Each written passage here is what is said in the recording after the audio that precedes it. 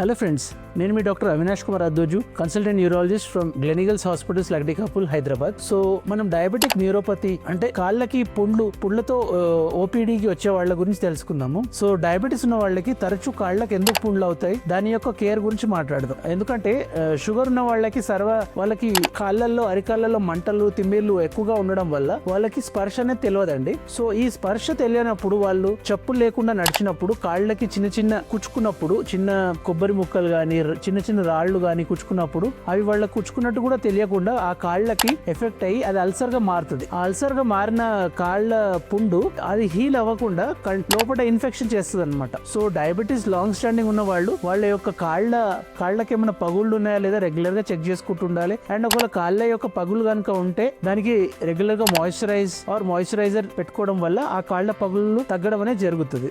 So కాళ్ళ పగుళ్ళు తరచుగా ఉంటున్నాయి, డయాబెటీస్ అన్కంట్రోల్డ్ ఉంటుంది అంటే ఫస్ట్ అండ్ ఫార్మోస్ట్ మనం చేయాల్సింది రెగ్యులర్ గా స్ట్రిక్ట్ షుగర్ కంట్రోల్ అండి.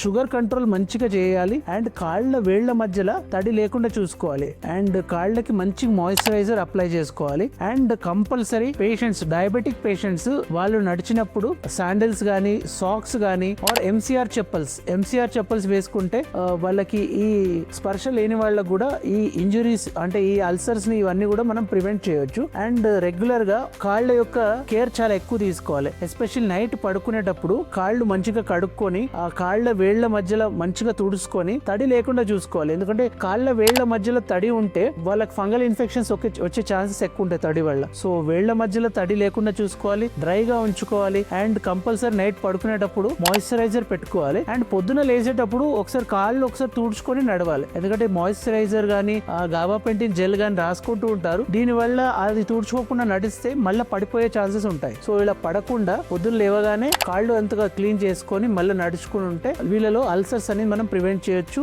అండ్ రెగ్యులర్ గా ఈ ప్రాబ్లం ఎస్పెషల్లీ అల్సర్ మానట్లేదు అంటే వీళ్ళ డయాబెటిక్ న్యూరోపతి ఉన్న వాళ్ళకి డాప్లర్ అని ఒక టెస్ట్ ఉంటుందని ఆ టెస్ట్ చేసుకుంటే అసలు అక్కడ ఇన్వాల్వ్ అయిన టిష్యూస్ కి బ్లడ్ సప్లై అంటే రక్త సరఫరా కరెక్ట్ ఉందా లేదా అని క్లారిటీగా తెలుస్తుంది. సో ఇంకా ఫర్దర్ డీటెయిల్స్ కోసం మీ న్యూరాలజిస్ట్ ని కన్సల్ట్ చేయండి. Thank you.